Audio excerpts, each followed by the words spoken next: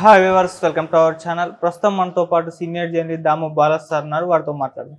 నమస్కారం సార్. నమస్తే సార్, వేణుస్వామి మరోసారి 2 స్టేట్మెంట్స్ ఇచ్చారు సార్. ఇప్పుడు ఆయన ఇచ్చిన ఈ 2 స్టేట్మెంట్స్ పైన ట్రోల్స్ అయితే వస్తున్నాయి సార్. ఒకటి, వరుణ్ తేజ్ అండ్ లావణ్య త్రిపాఠి వీళ్ళిద్దరూ విడిపోతారని చెప్పారు సార్. అలాగే ఏపీలో జగన్మోహన్ రెడ్డి గారు మరోసారి అధికారంలోకి వస్తారని అంటున్నారు.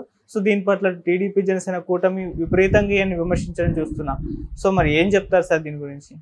వేణుస్వామి గురించి మనమే చాలాసార్లు చెప్పుకున్నాం. ఆయన ఏంటంటే ఏదో ఒక వివాదంలో నిరంతరం ఉండాలి.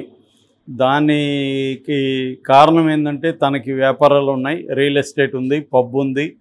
సో ఈ జ్యోతిష్యం అనేది ఒక ఫ్రంటల్ అనమాట ఆయనకి. అంటే దీని ద్వారా తను పాపులర్ అవుతూ సర్కిల్ పెంచుకుంటూ తన వ్యాపారాలు పెంచుకోవడం, ఇది అతని బిజినెస్ మోడల్.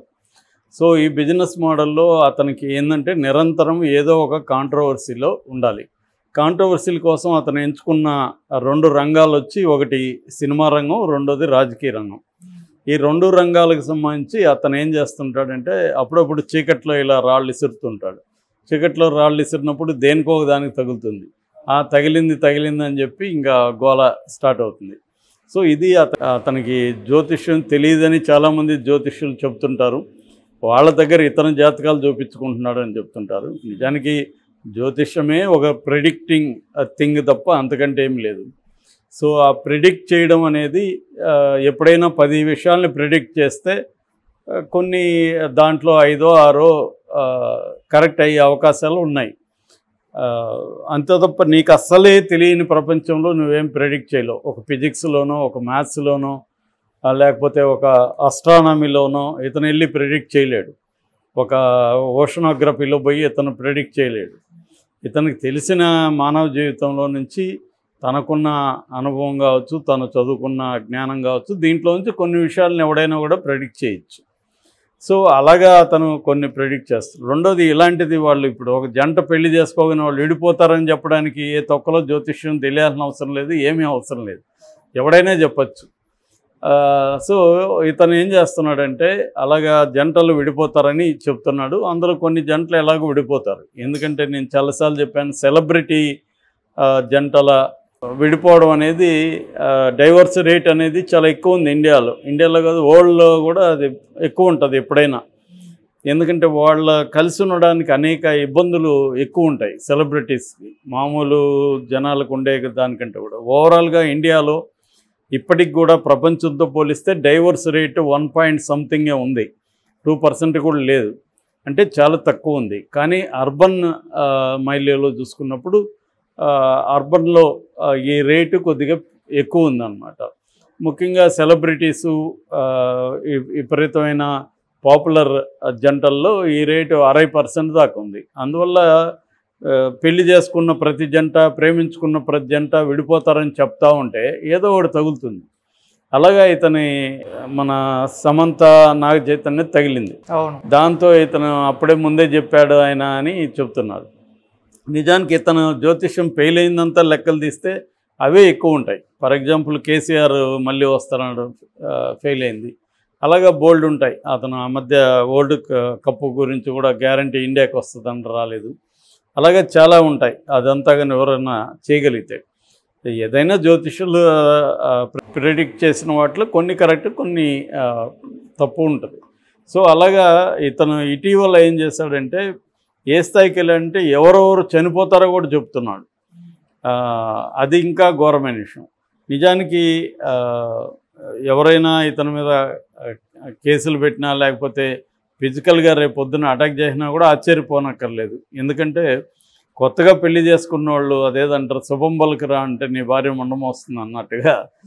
సో ఇతను వాళ్ళు పెళ్లి చేసుకొని ఇప్పుడు వరుణ్ తేజ్ అండ్ లావణ్య త్రిపాఠి పెళ్ళయి 6 నెలలు కూడా కాలేదు, వాళ్ళు ఇంక వెకేషన్లో ఉన్నారని చెప్తున్నారు హిమాచల్ ప్రదేశ్లో.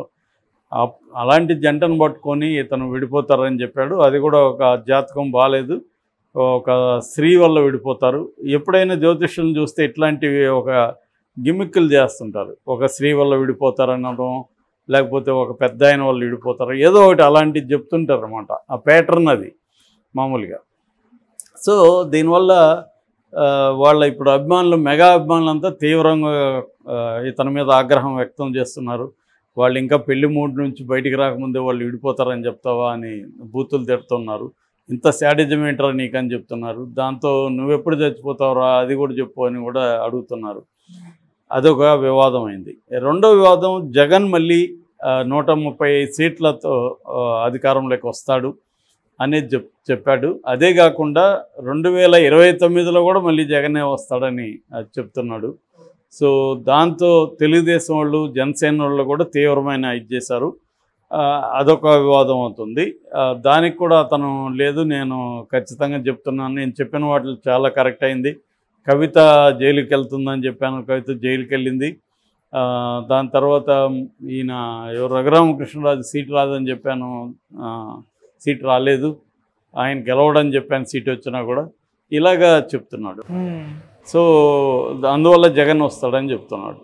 సో జగన్ వస్తాడా రాడనేది ఎప్పుడు కూడా ప్రెడిక్టబిలిటీ అనేది ఏంటంటే, ఎన్నికల ముందు ఎవరు కూడా 100% ప్రిడిక్ట్ చేయలేరు. ఆల్రెడీ ఆ ప్రిడిక్ట్ చేసే దాంట్లో ఎక్స్పర్టైజ్ సాధించిన సెఫాలజిస్ట్లే చెప్పే పరిస్థితి లేదు పక్కాగా. ఓవరాల్ మూడ్ చెప్పగలరు తప్ప కరెక్ట్గా చెప్పడం అనేది కష్టం. ఓన్లీ ఏంటంటే కొంతవరకు ఓటింగ్ అయిపోయినాక ఆ ట్రెండ్ చూసి అప్పుడు కొంతవరకు ఎగ్జిట్ పోల్స్ కొంత దగ్గరగా ఉంటాయి. అంతేగాని ప్రీ ఎలక్షన్ పోల్స్ అనేవి 10 మంది చెప్తే 5 మంది కరెక్ట్ ఉండొచ్చు, 5 మంది తప్పు ఉండొచ్చు. అందుకని మనం చూస్తే ఇప్పుడు ఆంధ్రప్రదేశ్లో తెలుగుదేశం కూటమి వస్తుందని కొన్ని సర్వేలు చెప్తుంటే వైసీపీ వస్తుంది కొన్ని, కంప్లీట్ కాంట్రాస్ట్ కనబడుతుంది. సో వీళ్ళు స్వీప్ చేస్తారని కొన్ని సర్వేలు, వాళ్ళు స్వీప్ చేస్తారని కొన్ని సర్వేలు. ఎందుకు ఉందంటే ఇది వాళ్ళ సర్వేలను బట్టి ఉంటుంది. నువ్వు యూట్యూబ్లో కూడా 10 ఛానల్లో 10 పోల్ కండక్ట్ చేస్తే 10 ఛానళ్ళు కూడా ఒకే రకంగా ఉండవు. సో ఇవన్నీ ఎందుకంటే రకరకాల ఇష్యూస్ పనిచేస్తుంటాయి. అవేవి లేకుండా ఇతను ఊరికే నోటికి వచ్చినట్టుగా జగన్ గెలుస్తాడని చెప్పేస్తుంది. దానికి ఏ రకమైన బేస్ కానీ లేదు. సో దానివల్ల వ్యతిరేకత వచ్చింది.